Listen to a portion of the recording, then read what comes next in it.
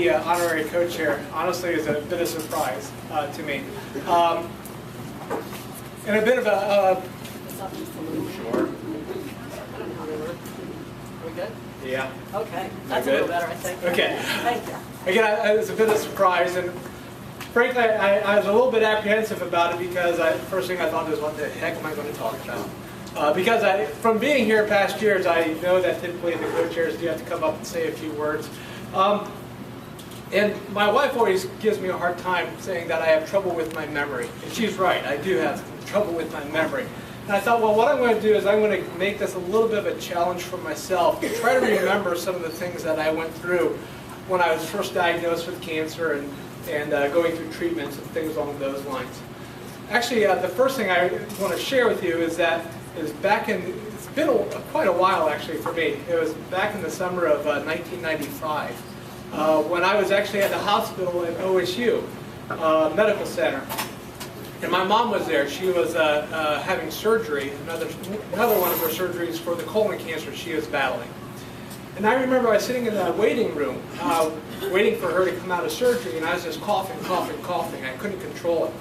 And I knew there was something wrong with me, and I kind of even wondered, should I even go back to see my mom back in ICU? And that was kind of the point where I said to myself, I need to go get help.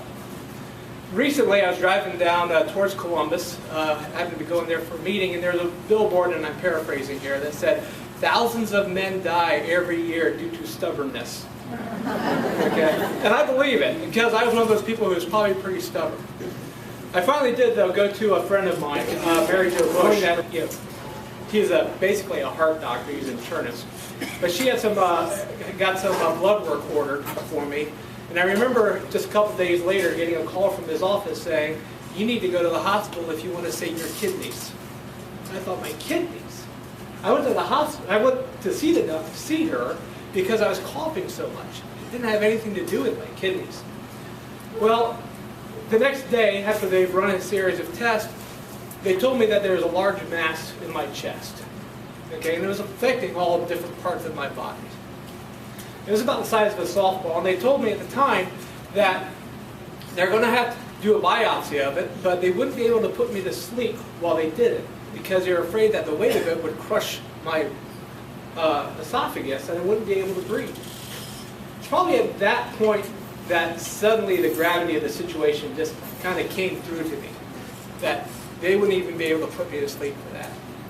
Well, it turned out that I was diagnosed with B-cell non-hodgkin's lymphoma. I had no idea what they were talking about. I didn't know lymphoma was a cancer. I had never heard of it, really, to that point in time. I was pretty naive, plain and simple. Well, while I was in the hospital, I noticed one morning I woke up and my fingers and my hands, my fingers and a couple of my toes were numb. So I mentioned that to the doctor, and they did a few more tests, and they noticed there was a spot on my brain. And lymphoma is one of those where it could travel to your neurological system. So they said, we're going to have to do a biopsy of that as well.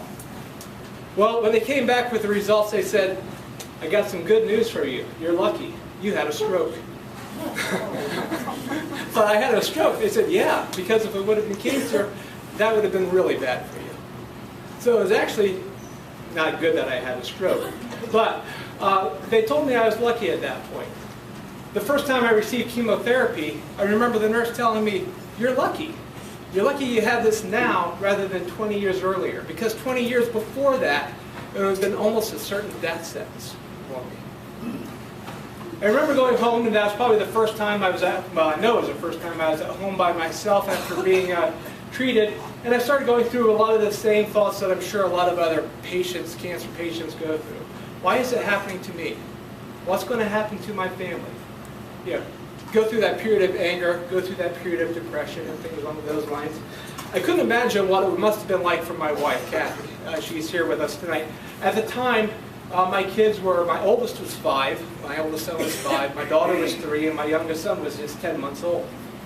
So if I was having those thoughts, I couldn't imagine the kind of things that she was thinking about at the same time.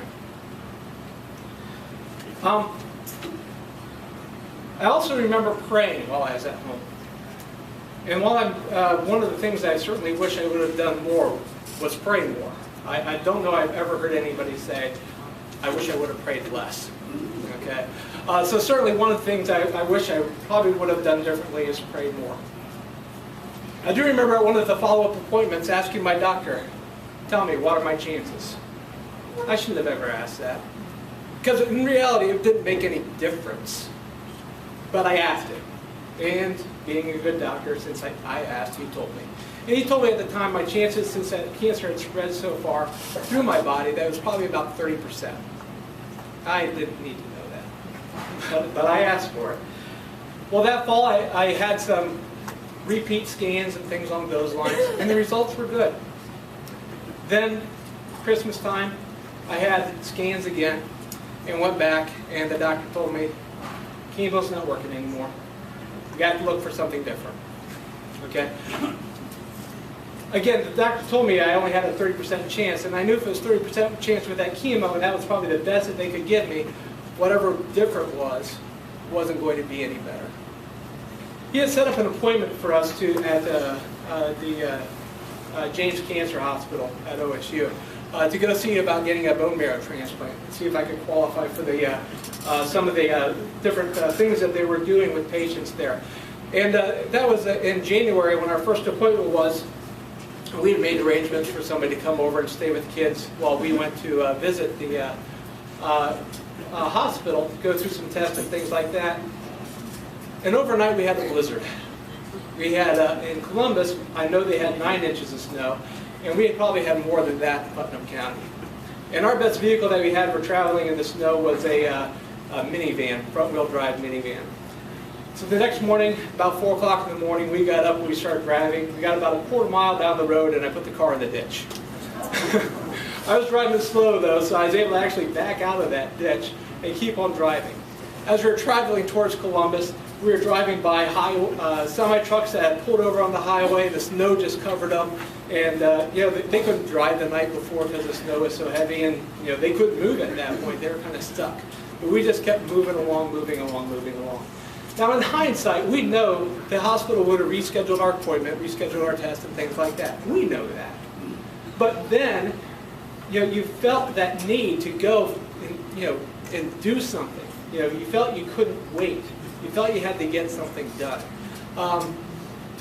In some ways, you kind of wish now, looking back, that we had that same energy to do other things in our lives. But that was one day that now, at the time, I'm sure it was pretty scary for my wife sitting there in the passenger seat with hands on her, or hands sitting on her hands because she gets kind of nervous when I drive sometimes. But looking back, I think we kind of laugh about that. I do remember then qualifying for the bone marrow transplant. And I remember that was actually the first time I lost my hair. Because I had to do the biopsy, I shaved my head before that. My hair actually came back. I had real blonde hair, and it came back dark and curly. It was kind of funny looking, actually. And then I lost my hair, and, well, this is about as good as it comes back now. But I do remember losing my hair and realizing or understanding what a lot of people go through at that time and how that impacts them that way. In case you're not familiar with the bone marrow transplant, very briefly, what they do is they give you very high doses of chemotherapy in hopes that it kills the cancer cell. They hope it kills the cancer cell, but they know it'll kill the patient. So what they do then is they follow up that high dose of chemo with a bone marrow transplant, receiving, in my case, some of my own bone marrow to replace the bone marrow that would have been killed. And then once that bone marrow is grasped, once it takes place, your body starts reproducing blood cells and you start recovering from it. So that's basically the way a transplant works. I was in the hospital for a period of 3 weeks, and one of the things my wife did at the time was she made a video of the kids. And I couldn't hardly watch that video. Not because the video was bad, it was very good, kids. But instead I couldn't stand up, hardly watch it because I knew what was at stake. And I didn't want to really look at what I might be losing and wondering what these kids might be going through, if I should happen to lose my life. So fortunately, the bone marrow transplant was successful. That was the last time I had to have treatment. Again, I was in the hospital for 3 weeks. I spent another 2 weeks at my sister's, and I can remember leaving the hospital after getting those final results, where the doctor said, "It looks like it worked." probably leaving the hospital faster than I ever could, with a little hop in my step. 9 months later, by the way, my sister had her firstborn baby, so she must have been celebrating that night too, I have to guess.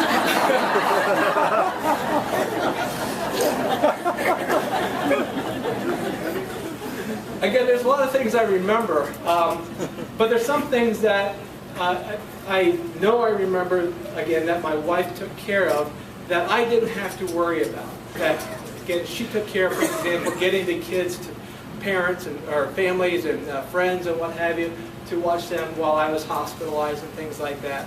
I do remember hearing some funny stories. I remember the kids coming home saying they ate squirrel for the first time after visiting my sister. They told me it tasted like chicken. I don't know. I remember some of the injections she gave me because they gave me the option of having a home nurse come every day, and I said, no, my wife can do that. I don't know that she agrees with that. But one thing I do know for sure is I never told her, and I never told the people that helped us, thank you enough.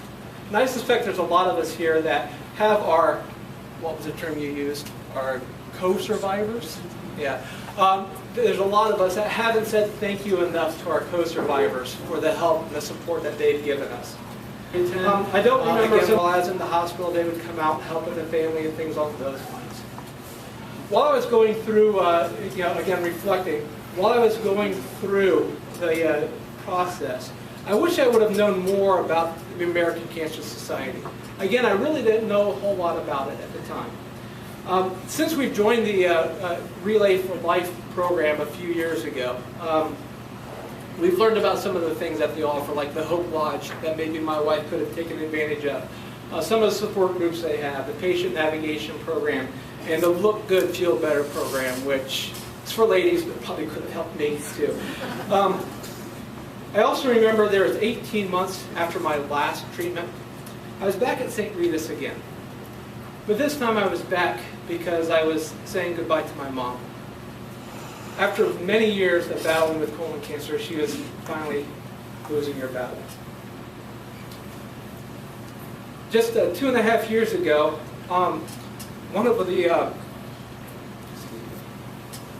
one of our team members was diagnosed with cancer, colon cancer, and he passed away after a relatively short battle with colon cancer. He was only 44 years old when he passed away. That was 6 years before he should have had his first colonoscopy. And he was passed away from that. So one of the things I do know is that there is a lot of work that's left to do, that we have left to do together. And I'm hoping everybody will help support and continue to support the American Cancer Society, and I hope we all have a very good relay. Thank you very much.